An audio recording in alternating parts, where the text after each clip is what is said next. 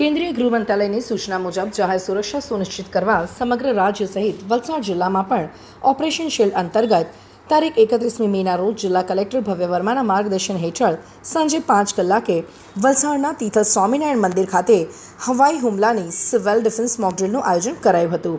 કાર્યક્રમના ભાગરૂપે સાંજે 5 કલાકે તીથલ સ્વામિનારાયણ મંદિર ખાતે હવાઈ હુમલાની મોકડ્રીલ યોજાઈ હતી, જેમાં હવાઈ હુમલો થયા બાદ મંદિરે દર્શન માટે આવેલા 5 ઇજાગ્રસ્તોને યુદ્ધના ધોરણે એમ્બ્યુલન્સ મારફત સિવિલ હોસ્પિટલમાં ખસેડાયા હતા।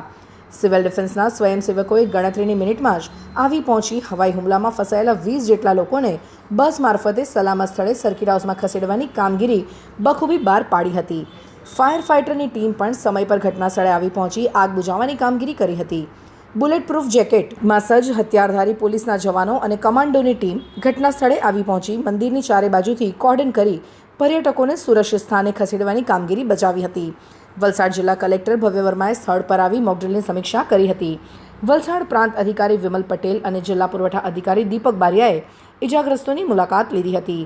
Valsad DYSP A K. Varma, Valsad city PI D D. Parmar અને રૂરલ પીઆઈ બી.ડી. જીત્યાએ મંદિર પરિસરમાં સુરક્ષા તૈનાત કરી હતી।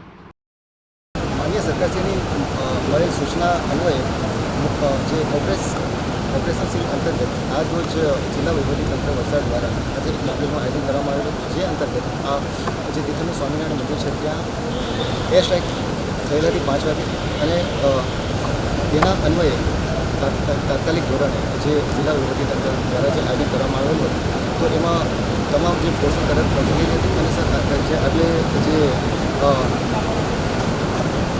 અવલોકન કરતા 5 લોકો જે ગંભીર રીતે ઘાયલ થયેલા હતા એમને સિવિલ હોસ્પિટલ પર ખસેડી દેવામાં આવ્યા છે અને જે બાકીના 20 જણા સેફ હતા એમને તાત્કાલિક ધોરણે સેફ ઓપરેશન કરવામાં આવેલા છે।